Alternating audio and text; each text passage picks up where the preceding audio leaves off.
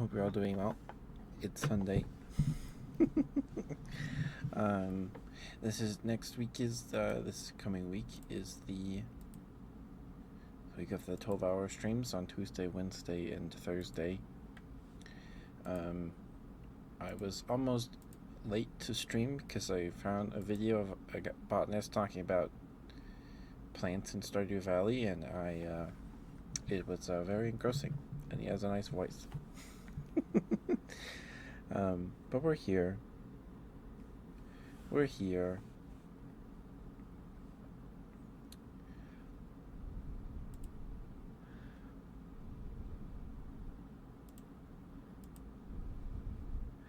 We're here. So, I cleaned up my desk. So I got the Dreambook cards on time. I got them yesterday.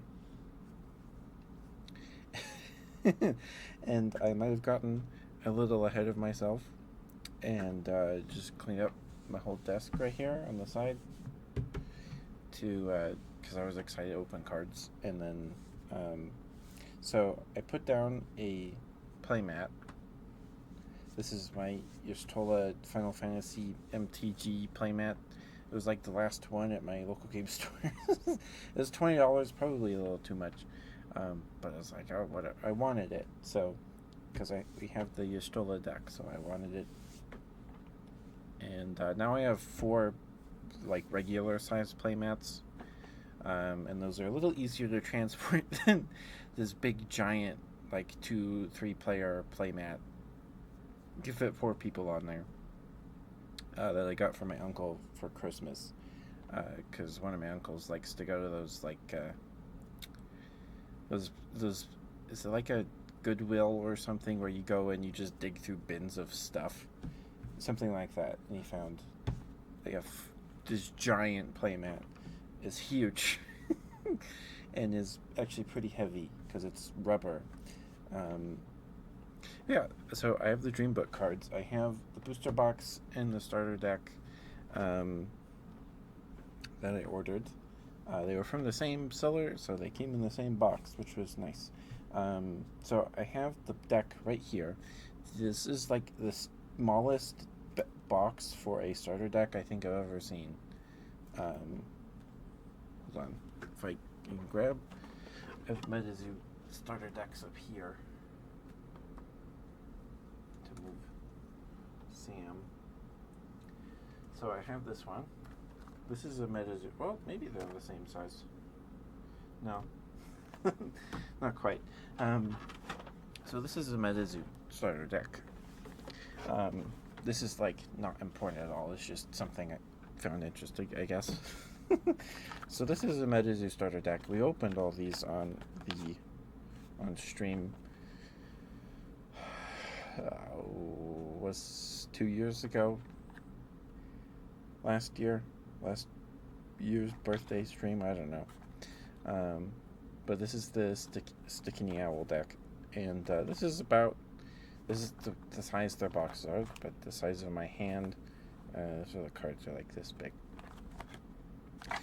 But these come with a booster pack and things. And then this is the Dreambook deck. It's like, this is so tiny. Like, it's not a little shorter than this, but it's side loading, or I guess top loading, I don't know, whatever. And so the deck is right here, and then right here is the playmat and the paper playmat and the rule book. I have not opened this; it's still in the plastic wrapping. But I kind of want to open this today just to read the rule book.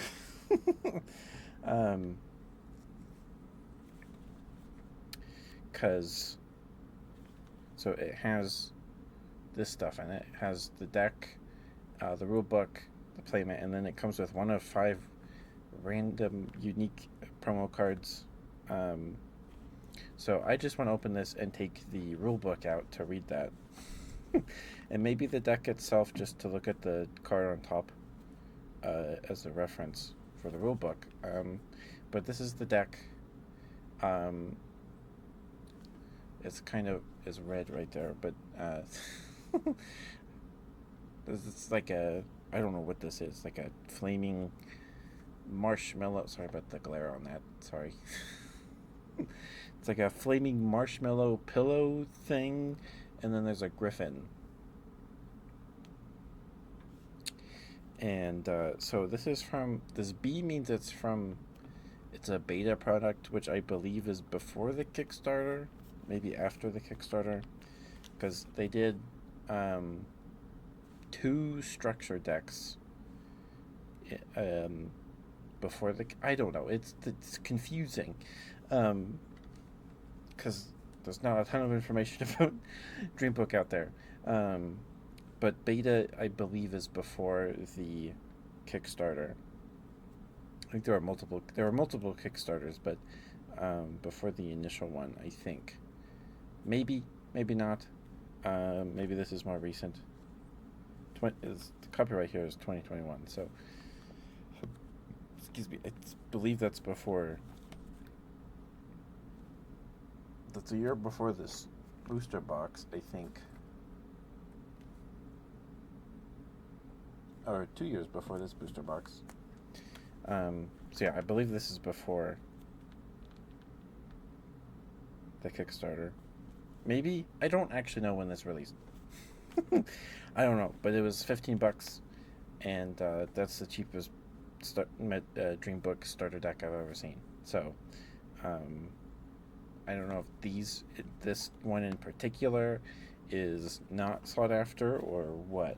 Um, so the seller had these and Dreambook booster boxes on there. They were selling both. So, and this seller has been around since like the 90s or something like that. A while, maybe the early 2000s.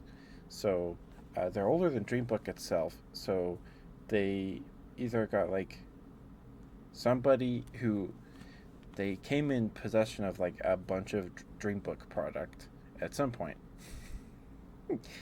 and are sitting on a bunch of Dreambook product. Because here's the booster box. This is what the booster box looks like. Sorry about the glare. Let me move the mic. This is what. Oop, that's super glare. This is the plastic on it. This is what the booster box looks like. And I don't know if you can tell on camera, but the back here is bowed out, right? And then the top here is pushed in. So these boxes were stacked on top of each other for probably a long time, a very, very long time. And so this is not a Kickstarter or beta product. It's just has the Dreambook logo here. Welcome back from the ad break. Thank you guys for sticking with me. Thank you. I appreciate it a lot. So, I have some critiques of the design of this box.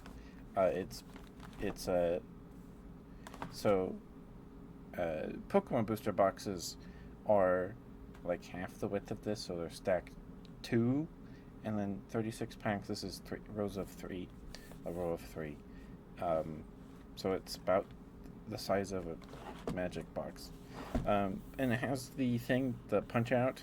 So when you open it, you slide the lid back, so there's like a little pop-up thing.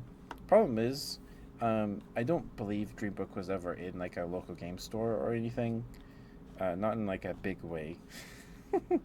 From the vibe I got from it was like they sold most of their stuff on their own website, or product only launched if a Kickstarter was successful. The last set they released was Crystal Islands last February of last year, and then apparently they did a Kickstarter for another set. It was like nightmare themed, and that Kickstarter flopped. So, I don't know if Dreambook's never coming back. I don't know, but if the Kickstarter, the next set flopped, um, probably not anytime soon. But the punch out here cuts off the logo, like, so you can only see book, and then there's no Dreambook here, or I mean, there kind of is here with the D and B, which looks like this is just this looks so bad. I don't know the single D and the B because it's not the D and the B from this logo, so I don't understand, but um, it's a I don't know, it's pretty heavy.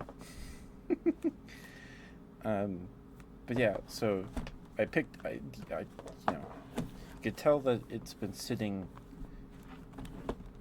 in one place for a very long time because this is bowed down. So this means this was on top of another box. It was not sitting on its own weight or anything like that because it's bowed up and then this is pushed down. So I'm just very curious how this Solar eBay came across all this Dreambook stuff when they're like one of the only people like has any substantial amount of it in like their listings. The listing says there's more than 10 of these left, so I don't. There could be anything from 11 to a bajillion. I don't know. But it does have a little blurb on the back here. I don't know if it'll focus. There's a glare from the camera. Sorry. Welcome to Dreambook, a magical world where the only limit is your imagination. Discover strange figments, fascinating artifacts, and use your skills to achieve victory in this head-to-head battle tactics frenzy. Oh, there's my phone. You can see my phone. Dreambook can be played in multiple game modes. Collect all the game boards to unlock new ways to play. And I have never, like, they say that, and I have never heard in like all my time watching videos about Dreambook, anyone saying that there was multiple ways to play. So I don't know if those other game boards ever materialized. So Dreambook. Hi Jam Jam. Hi Jam Jam. Mwah, mwah, mwah. Sorry if I'm being loud. I get excited. How are you, Jam Jam? How are you, sweetheart? Okay, I have it on the right mic mode.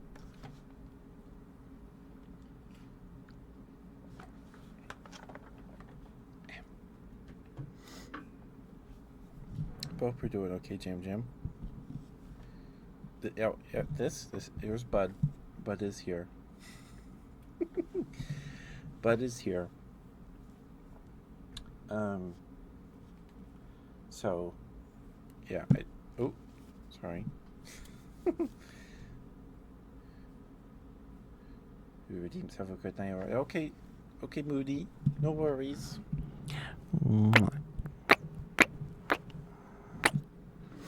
Thank you for the like, sweetheart. Thank you. I'll get you your redeems. But he's kind of squishy. Not really, because parts of him are less squishy. But, yeah. Sorry, he's very bright in this corner, but right here, he's in the way of my mouse. So, he's just sitting here in the corner. There we go. Thank you, Mooney. I did see the Nintendo announcements. Hold on, let me blow my nose real quick. I'll be right back.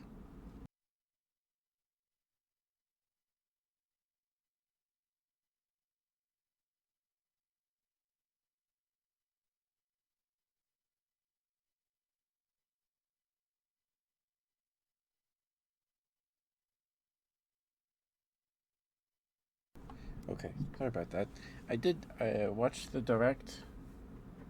I watched like 2 separate people react to it, so.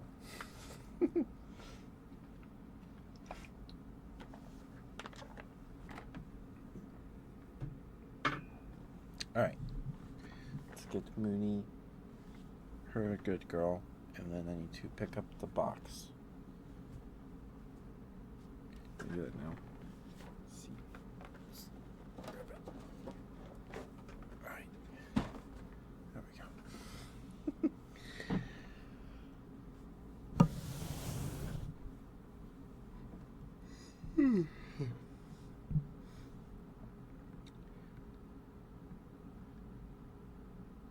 Good night. Okay, Mooney. Yep, I have the bottle right here. It's right here. I forgot it. You have some glass tapping.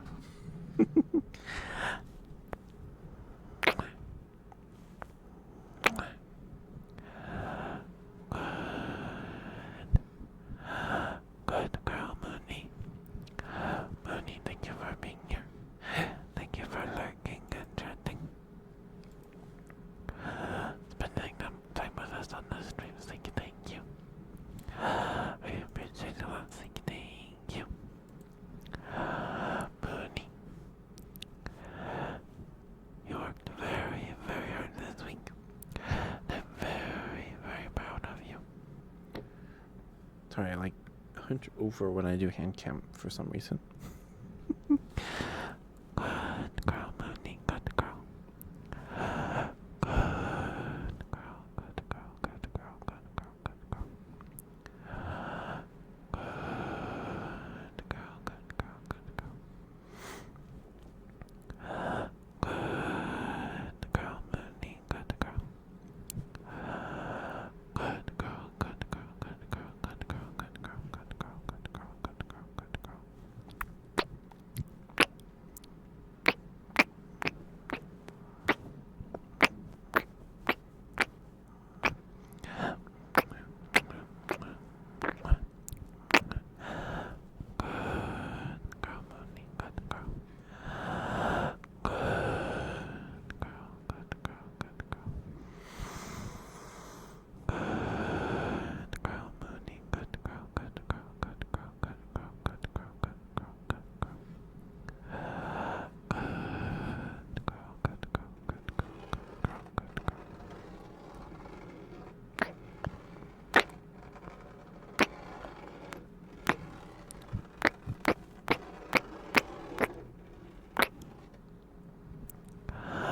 Mooney, thank you for being who you are and doing what you do. I think it makes the world a better place, in my humble opinion anyway. Good girl, Mooney. Good girl. Good girl. Good girl. Good girl. Good girl. Good girl. Good girl. Good girl. Good girl. Good girl. Good girl. Good girl.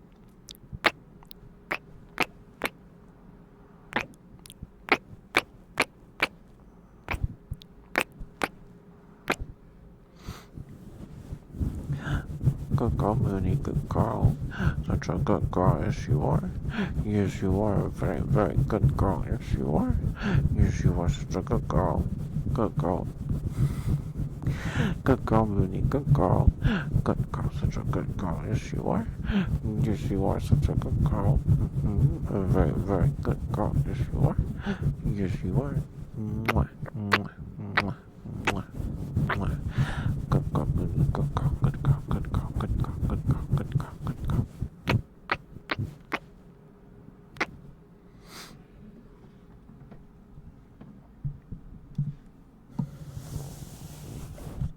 Alright, there you go, Mooney. Hopefully that was alright for you. And I have the box right here. Do you like raccoons, Jim Jim?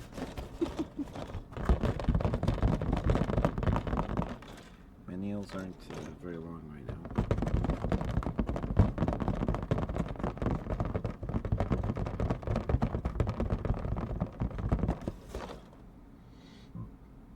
Excuse me. Cookies? You got cookies today?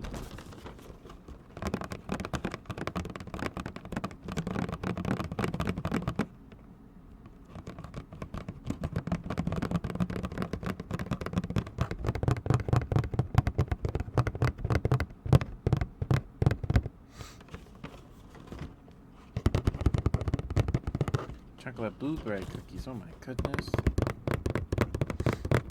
That sounds pretty good.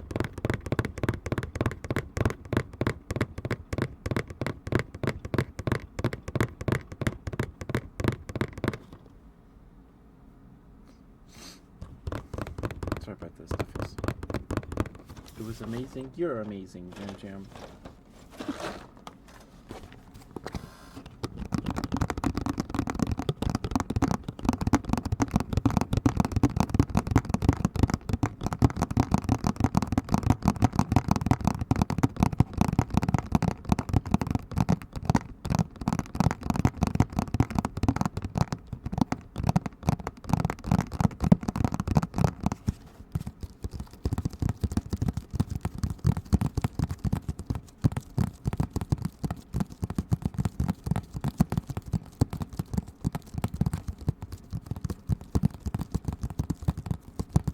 Hi Tego, how you doing, sweetheart?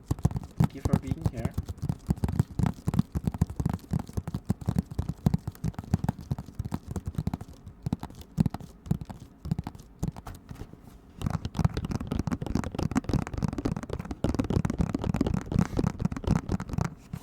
So far, a nice stream.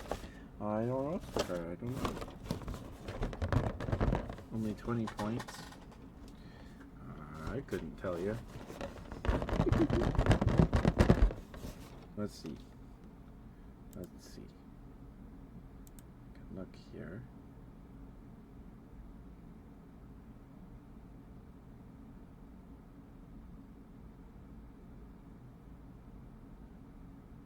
I don't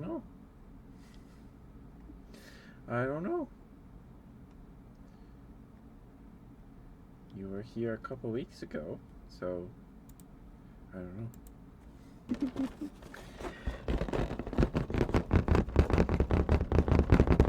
Hope you're doing right, Tego. Good to see you, sweetheart. Hope you've had a good week.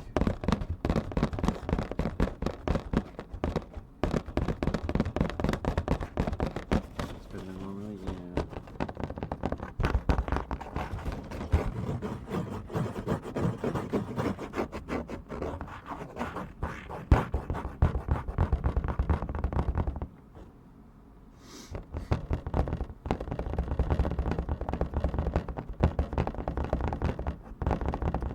Stream right here? Yeah, I think you redeemed metal tappies or something like that. Hey, Chloe, man. How are you, sweetheart? How you doing?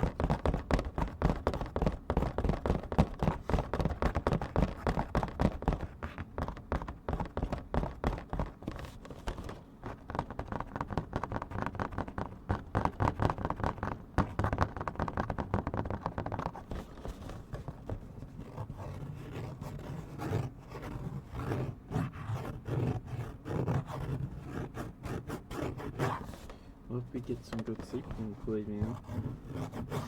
I'm tired too.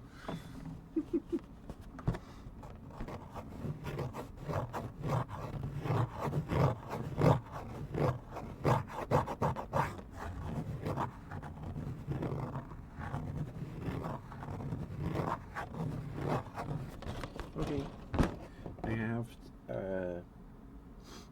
glass tappies after this.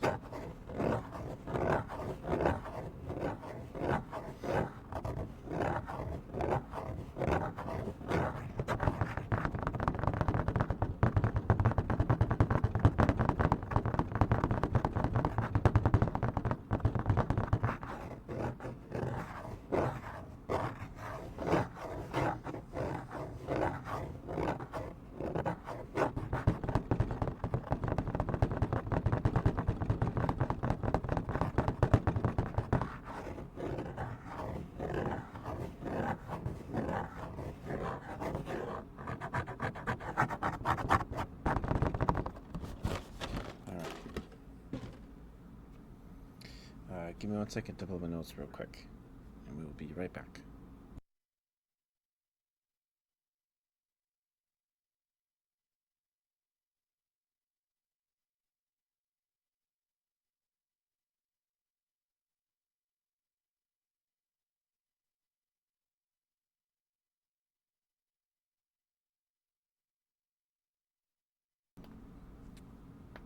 Okay, sorry about that. Alright, so I unfortunately lost the cap to the bottle. It's somewhere in my room. I was fidgeting with it, and then I dropped it, and I haven't seen it since.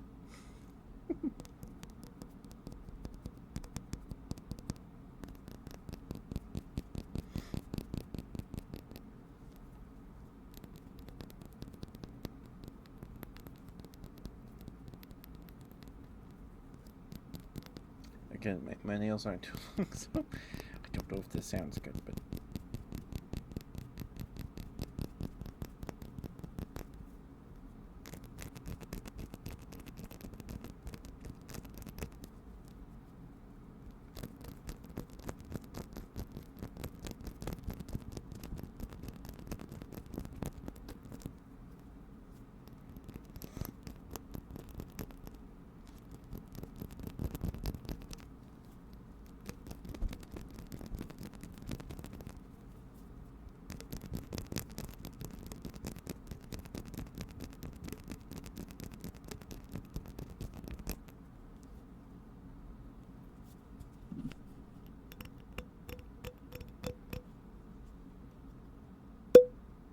that might be too loud.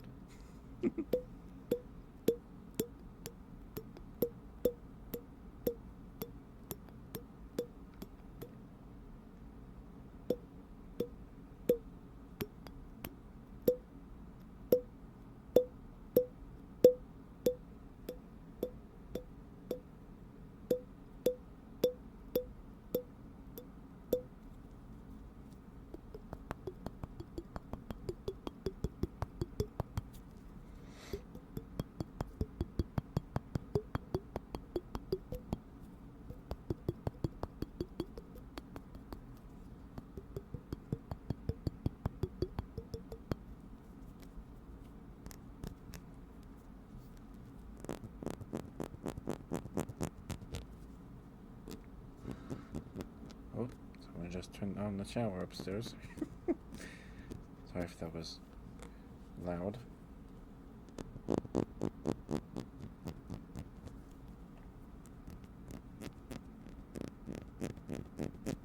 Say this every time, but this reminds me of the synthesized voices for Mies and Miitopia and Tomodachi Life.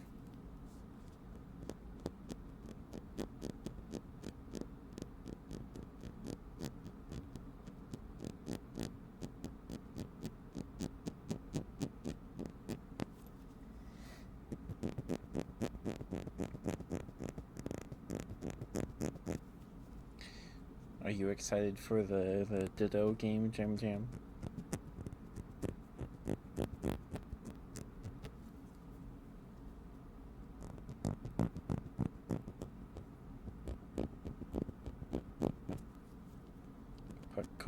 Pocopia? Pocopia?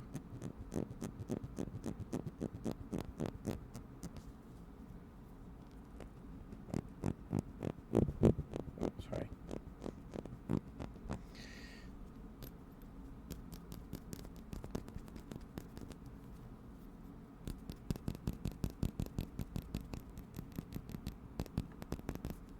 All right.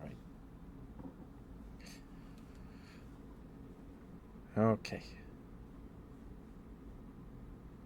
Let's get you your good boy, Kool-Aid Man. Are you still here, sweetheart? I can get that to you now.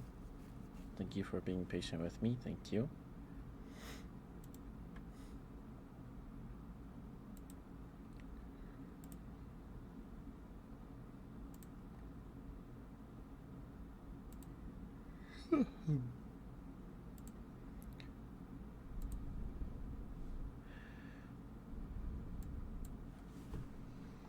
All right.